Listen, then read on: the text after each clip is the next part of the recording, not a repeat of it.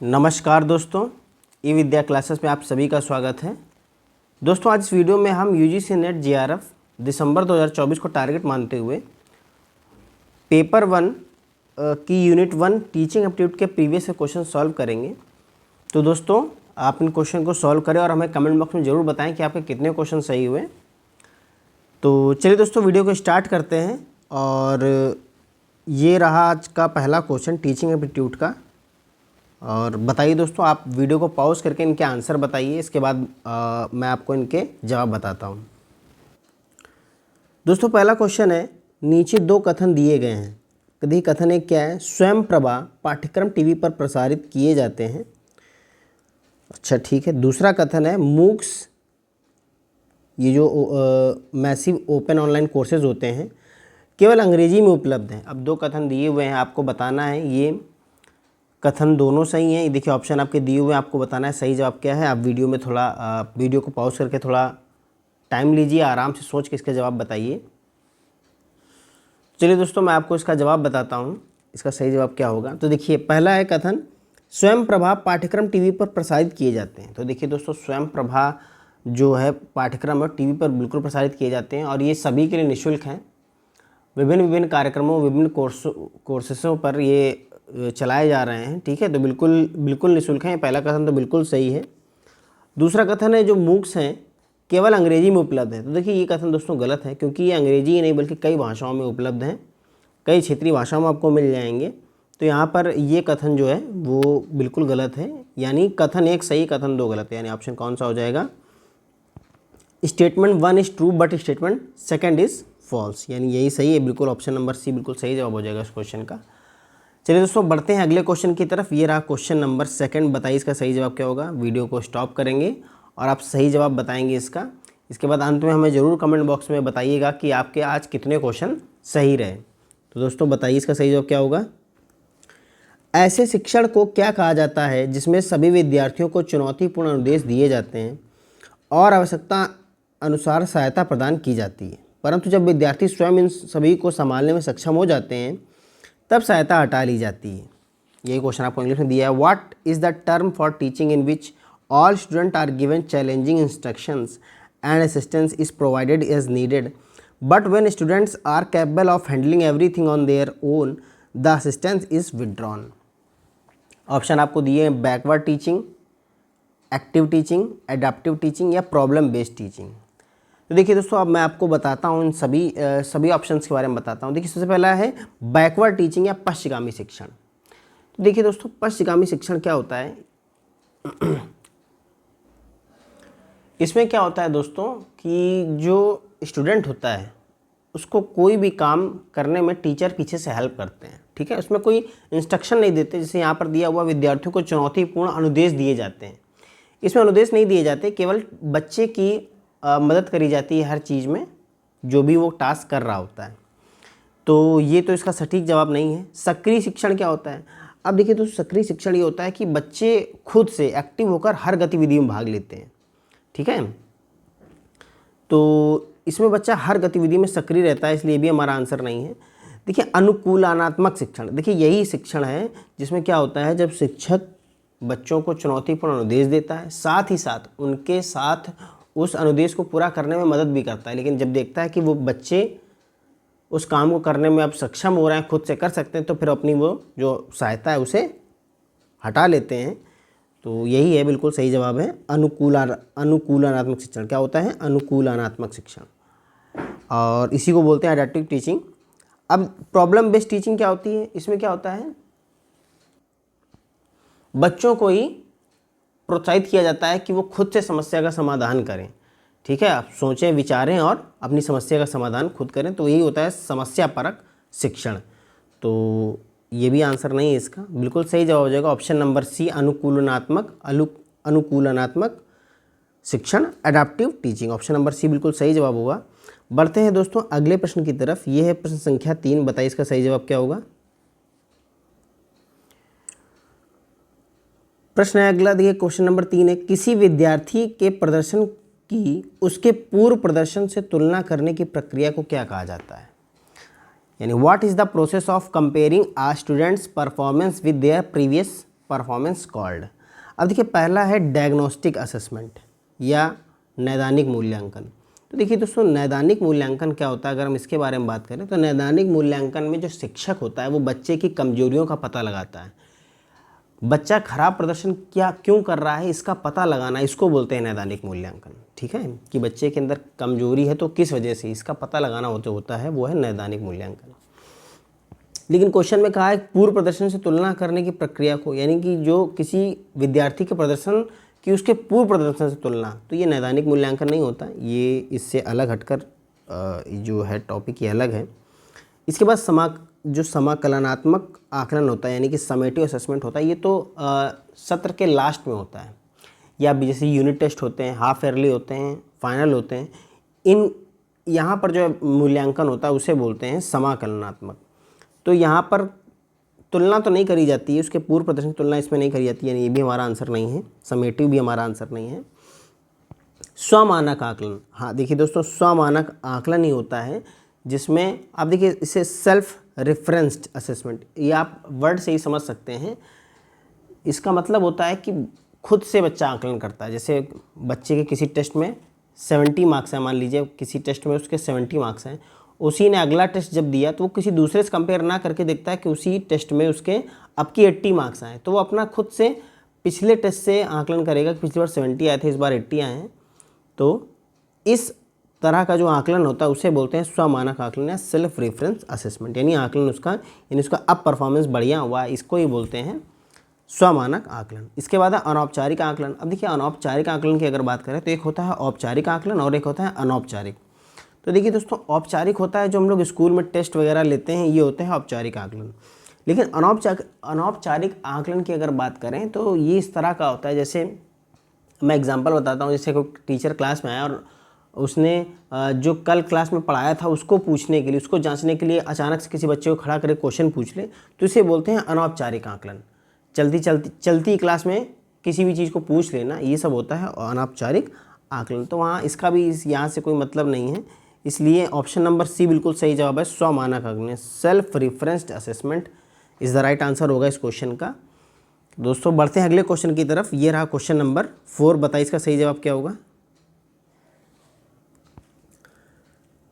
MOOCs के 4/4 प्रारूप में निम्नलिखित में से कौन सा शिक्षार्थियों और पाठ्यक्रम समन्वयकों के बीच अन्योन्य क्रिया को सुगम बनाता है। अब आपके ऑप्शन है दोस्तों, आप वीडियो को स्टॉप करेंगे और इसके जवाब बताएंगे सही क्या होगा। तो चलिए मैं आपको इसका पहले तो मैं आपको इस प्रश्न का मतलब समझाता हूँ कि इस प्रश्न में क्या कहना चाहता है प्रश्न। देखिए प्रश्न दोस्तों ये है कि जो मूक के 4/4 हैं, यानी कि वीडियो, मूल्यांकन, पाठ्य सामग्री और परिचर्चा मंच, इसमें से कौन सा ऐसा जो आप इसमें कंटेंट में देख रहे हैं 4/4 में कौन सी ऐसी चीज़ है जो शिक्षक और विद्यार्थियों के बीच को कनेक्ट करती है ज़्यादा अच्छे से। शिक्षक और विद्यार्थियों को कौन सी चीज़ ज़्यादा अच्छे से कनेक्ट करती है, अन्योन्य क्रिया को कौन सुगम बनाता है। तो देखिए अगर वीडियो देखिए शिक्षक और बच्चे के बीच अन्योन्य क्रिया को सुगम नहीं बनाता है। मूल्यांकन देखिए ये तो शिक्षक ही करता है, इसमें तो केवल शिक्षक सक्रिय होता है, मूल्यांकन में बच्चा कभी भाग नहीं लेता, तो वीडियो भी नहीं है, मूल्यांकन भी नहीं है। पाठ्य सामग्री, अब देखिए पाठ्य सामग्री जो होती है वो अन्योन्य क्रिया तो करती है शिक्षक और बच्चे के बीच, लेकिन सुगम अगर हम देखें सबसे ज़्यादा कौन बनाता है तो वो बनता है परिचर्चा मंच। जब शिक्षक और जो छात्र होता है, विद्यार्थी होता है, वो जब आपस में परिचर्चा विचारों का आदान प्रदान करते हैं तो सबसे अच्छी अन्योन्य क्रिया वहीं पर होती है और यही चीज़ अन्योन्य क्रिया को सुगम बनाती है। तो ऑप्शन नंबर डी बिल्कुल ज़्यादा सटीक आंसर होगा इसका। ऑप्शन डिस्कशन फोरम्स, आप जब इंग्लिश में पढ़ेंगे तो आपको बिल्कुल ही समझ में आ जाएगा ये क्वेश्चन कि डिस्कशन फोरम्स जो हैं वो बिल्कुल सही जवाब होगा कि परिचर्चा मंच इज़ द राइट आंसर होगा। तो दोस्तों बढ़ते हैं अगले क्वेश्चन की तरफ। ये है क्वेश्चन नंबर 5, बताइए इसका सही जवाब क्या होगा। निम्नलिखित में से किस विधि से परिसंवाद या विचार गोष्ठी को संबद्ध करके देखा जा सकता है। अब देखिए दोस्तों किस विधि से आपको ये लगता है कि विचार गोष्ठी को बढ़ावा मिलेगा, परिसंवाद को बढ़ावा मिलता है। देखिए आविष्कार विधि, अब आविष्कार विधि में बच्चा क्या करता है, खोज करता है। ठीक है, बच्चा क्या करता है, खोज करता है। तो इसमें परिसंवाद का तो जन्म नहीं हुआ। ठीक, परिचर्चा विधि, अब देखिए ये परिचर्चा विधि है, इसमें क्या होता है, परिसंवाद होता है। प्रदर्शन विधि में क्या करता है, ये तो एक शिक्षक केंद्रित विधि है जिसमें शिक्षक जो शिक्षार्थी होता है वो केवल ध्यान से देखता है चीज़ों को, शिक्षक जो भी दिखा रहा होता है, मतलब कि ये डिमॉन्स्ट्रेशन मेथड है जिसमें शिक्षक बच्चों को वीडियो, चार्ट ये सब दिखाता है और बच्चा केवल इसको सुनता है या देखता है। ठीक, तो ये भी हमारा आंसर नहीं, शिक्षक केंद्रित विधि है ये। व्याख्यान विधि भी आप जानते हैं कि व्याख्यान विधि में जो टीचर होते हैं एज अ लेक्चरर क्लास में आते हैं, व्याख्यान देते हैं और चले जाते हैं, तो यहाँ पर ये भी नहीं है। परिसंवाद होता है परिचर्चा विधि से, यानी डिस्कशन मेथड से, जब शिक्षक और शिक्षार्थी संवाद करते हैं तभी जो है ये परिसंवाद या विचार गोष्ठी को संबद्ध रूप से तब देखा जाता है। तो ऑप्शन नंबर बी बिल्कुल सही जवाब होगा। ठीक है, और बाकी सब आंसर इस क्वेश्चन से रिलेटेड नहीं है ये ऑप्शन, तो option number B is the right answer होगा। बढ़ते हैं दोस्तों अगले क्वेश्चन की तरफ। दोस्तों अगर आपको हमारा वीडियो अच्छा लग रहा हो, क्वेश्चन समझ में आ रहे हो, तो वीडियो को जरूर सब्सक्राइब करें, लाइक करें, अपने दोस्तों के साथ शेयर भी करें। तो चलिए दोस्तों ये रहा अगला क्वेश्चन, बताइए इसका सही जवाब क्या होगा। आकलनों को अभिकल्पित करते समय परिणाम आधारित शिक्षा OBE के अनुसार, यानी आउटकम बेस्ड एजुकेशन जो होती है, अध्यापक को निम्नलिखित में से किस पर ध्यान केंद्रित करना चाहिए।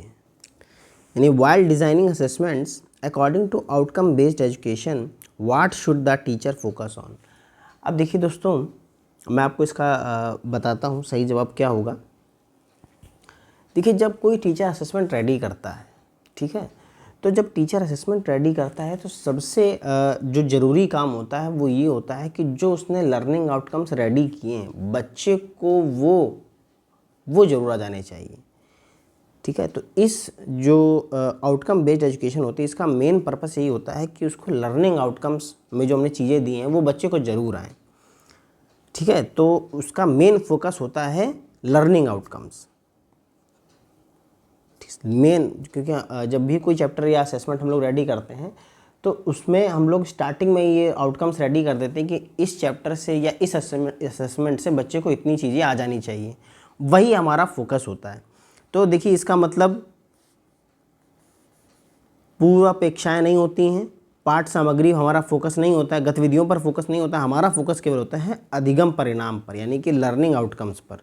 और ये दोस्तों बिल्कुल सही जवाब है। देखिए आकलनों को अभिकल्पित करते समय परिणाम आधारित शिक्षा, क्वेश्चन में आप देखेंगे क्वेश्चन में आंसर छुपा हुआ है, परिणाम आधारित शिक्षा के अनुसार अध्यापक को निम्नलिखित में किस पर ध्यान केंद्रित करना चाहिए। तो जब जो शिक्षा ही परिणाम आधारित शिक्षा है यानी आउटकम बेस्ड एजुकेशन है तो उसमें लर्निंग आउटकम्स पर ही सबसे ज़्यादा फोकस किया जाता है। बिल्कुल सही जवाब है, option number D is the right answer है। बढ़ते हैं अगले क्वेश्चन की तरफ। ये क्वेश्चन नंबर 7, बताइए दोस्तों का सही जवाब क्या होगा।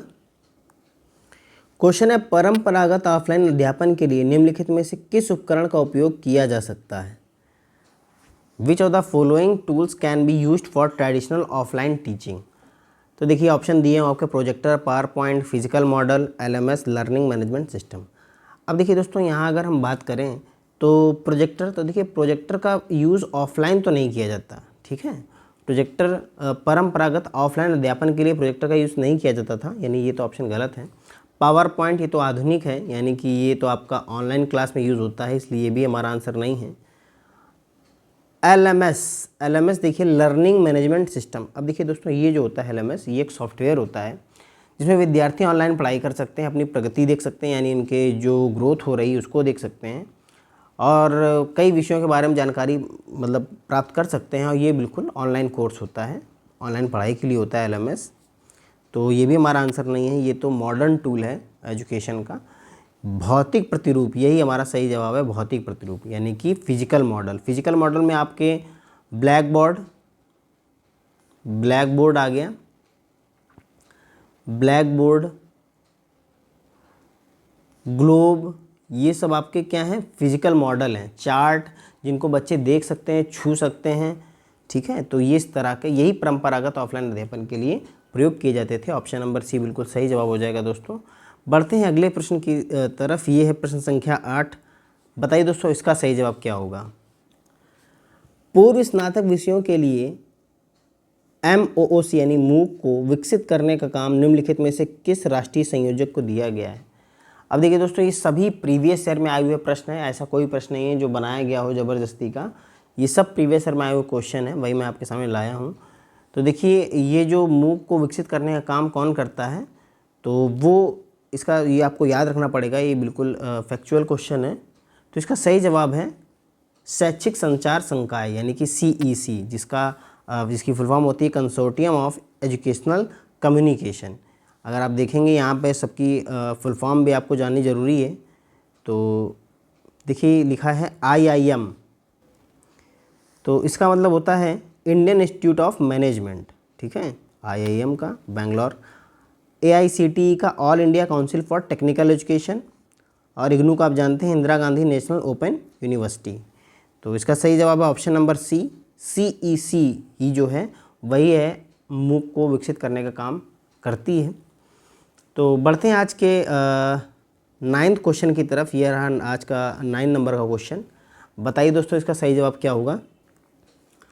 ऑनलाइन समुदायों में भागीदारी करने वाले व्यक्ति अज्ञात रह सकते हैं, बिल्कुल रह सकते हैं, और कल्पित मुखवट काल्पनिक व्यक्ति तो बना सकते हैं। इस अज्ञातता का नैतिक सरोकार चिंता यह है कि, अब देखिए दोस्तों, ऑनलाइन अगर हम देखें, ऑनलाइन कोई भी प्लेटफॉर्म होता है, वहाँ पर लोग अपनी एनोनिमस पहचान बनाते हैं, यानी कि नाम कुछ, व्यक्ति कुछ है, नाम कुछ और बताता है। उसके बारे में बताया गया है कि इस अज्ञातता का नैतिक सरोकार चिंता क्या हो सकती है। अब देखिए दोस्तों, सबसे पहला ऑप्शन है नैतिक अनैतिक व्यवहार में संलग्नता को सुगम बनाता है, विचारों की मुक्त अभिव्यक्ति को संवर्धन करता है, ठीक है, सरकार को समुदायों की पृष्ठभूमि की जांच करने में समर्थ बनाता है, व्यापार बाजार शोध का सरलीकरण करता है। अब देखिए, व्यापार बाजार शोध का सरलीकरण करता है, तो देखिए दोस्तों, बाजार शोध का सरलीकरण नहीं करता, जबकि देखिए अगर आपके पास इन्फॉर्मेशन ही गलत होगी तो बाज़ार में शोध ठीक से नहीं हो पाएगा, पता ही नहीं चल पाएगा कि एग्जैक्ट आंकड़े नहीं मिल पाएंगे, ठीक है। तो ये तो बिल्कुल गलत है कि व्यापार बाजार शोध का सरलीकरण नहीं करता, बल्कि ये तो और कॉम्प्लिकेटेड हो जाता है। जब पहचान ही नहीं असली होगी तो आंकड़े ही नहीं मिल पाएंगे। सरकार को समुदाय की पृष्ठभूमि की जांच करने में समर्थ बताता है, नहीं, देखिए समुदाय की पृष्ठभूमि की जांच करने में समर्थ नहीं बनाता है, क्योंकि यहाँ पर भी वही बात है कि जब जो डाटा ही है वही फेक है, तो ये पृष्ठभूमि की जांच करने में समर्थ नहीं बना पाएगा, ठीक है। तो जब यहाँ पर जो पहचान है वही नहीं, वही एनोनिमस है, तो यहाँ तो बहुत समस्या आएगी। विचारों की मुक्त अभिव्यक्ति की अब देखिए, विचारों की मुक्त अभिव्यक्ति का संवर्धन करता है। अब देखिए, जब कोई भी व्यक्ति है, वो ऑनलाइन मान लीजिए किसी टीचर से पढ़ रहा है, वो टीचर गलत पढ़ा रहा है, तो बच्चा भी यहाँ पर खुलकर टीचर से बोल सकता है, क्योंकि वहाँ पर उसकी पहचान तो टीचर के पास है ही नहीं। जबकि यही चीज़ ऑफलाइन में बड़ी दिक्कत हो जाती है। अगर कोई टीचर सही से नहीं पढ़ा रहा है तो बच्चा जानबूझकर नहीं बोल पाता है। क्यों नहीं बोल पाता? क्योंकि वो बच्चे को जानते हैं टीचर, इस बच्चे ने ऐसा बोला तो बच्चे डरते हैं। लेकिन जब यही चीज़ ऑनलाइन होती है और बच्चे की पहचान छुपी होती है तो बच्चा कुछ भी बोलने में समर्थ होता है, ठीक है। सही गलत के लिए आवाज़ उठा सकता है। तो देखिए, ये तो एक पॉजिटिव पॉइंट है, ठीक है। विचारों के मुक्त अभिव्यक्ति का संवर्धन करता है। तो यहाँ पॉजिटिव पॉइंट नहीं पूछा है, बल्कि चिंता क्या है ये पूछा है। देखिए यहाँ पर क्वेश्चन में आप देखेंगे, नैतिक सरोकार चिंता क्या है इसकी, तो ये तो पॉजिटिव पॉइंट, इसलिए हमारा आंसर नहीं होगा। अनैतिक व्यवहार में देखिए, इसका एक सबसे बड़ा चिंता यह है कि अनैतिक व्यवहार में इसका यूज़ करके लोग बहुत गलत काम करते हैं, फ्रॉड करते हैं। तो ये एक चीज़ जो है वो यहाँ पर बहुत चिंता का विषय है। अनैतिक व्यवहार में संलग्नता को सुगम बनाता है, ठीक है। जो आजकल फ्रॉड हो रहे हैं वो उसका एग्जांपल हम लोग ले सकते हैं यहाँ पर, कि ऑनलाइन समुदायों में जो लोग होते हैं वो अनैतिक व्यवहार में संलग्नता करते हैं। तो ऑप्शन नंबर ए बिल्कुल सही जवाब हो जाएगा। बाकी ऑप्शन नंबर बी भी बिल्कुल सही था कि विचारों की व्यक्ति भी मिलती है, लेकिन यहाँ पर चिंता इस वर्ड के कारण ये आंसर बदल गया। ऑप्शन नंबर ए बिल्कुल सटीक आंसर हो जाएगा। तो बढ़ते हैं दोस्तों आज के लास्ट क्वेश्चन की तरफ, और ये आज का लास्ट क्वेश्चन, बताइए इसका सही जवाब क्या होगा। ये दोस्तों क्वेश्चन है, किसने कहा था शिक्षा मनुष्य में पहले से ही विद्यमान संपूर्णता का प्रकटीकरण है, ठीक है। तो दोस्तों बताइए इसका सही जवाब क्या होगा। तो इसका सही जवाब दोस्तों होगा स्वामी विवेकानंद। क्या हो जाएगा? स्वामी विवेकानंद। इन्होंने कहा था कि शिक्षा मनुष्य में पहले से ही विद्यमान संपूर्णता का प्रकटीकरण है। ऑप्शन नंबर बी बिल्कुल सही जवाब है। तो दोस्तों आपको हमारा वीडियो कैसा लगा कमेंट बॉक्स में ज़रूर बताएं। आपके आज कितने क्वेश्चन सही रहे इसको भी कमेंट बॉक्स में हमें बताइएगा। वीडियो को लाइक करिएगा, अपने दोस्तों के साथ शेयर करिएगा, चैनल में नए हो तो चैनल को जरूर सब्सक्राइब करिएगा और हम आपके लिए ऐसे ही वीडियो लगातार लाते रहेंगे। मिलते हैं अगली वीडियो में, तब तक के लिए नमस्कार।